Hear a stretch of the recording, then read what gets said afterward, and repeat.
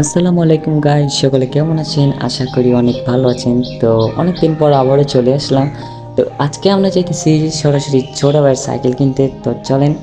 তো গাইস, বলাই হয়নি আজকের ভিডিওটা হবে অনেক শর্ট। তো আজকে আমি আপনাদের একটা গুরুত্বপূর্ণ কথা বলতে চাই, সেটা হলো আমরা ভাইবা রাখছি যে এরপর যে ভিডিওটা আসবে বা নেক্সট ট্যুর যেটা, তো আমরা ভাবতেছি সাজেক বা সিলেট যাব।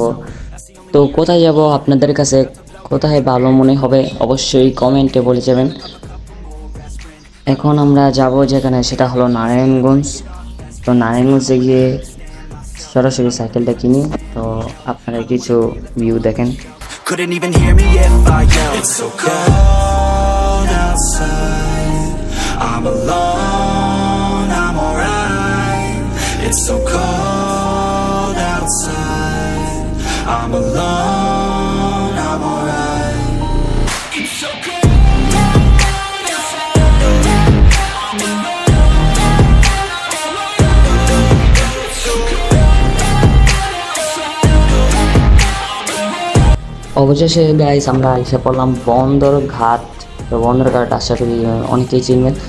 ট্রলার দিয়ে পার হওয়ার পর আমরা চলে আসলাম নারায়ণগঞ্জ। তো নারায়ণগঞ্জ থেকে মিশেক নিয়ে চলে গেলাম টিআইটি। তো এখান থেকে পছন্দ হয় নাই, তাই দোতলা গিয়েছিলাম। তো দোতলা থেকে একটা ভালো লাগছে, আমি এটা নিয়ে নিছি।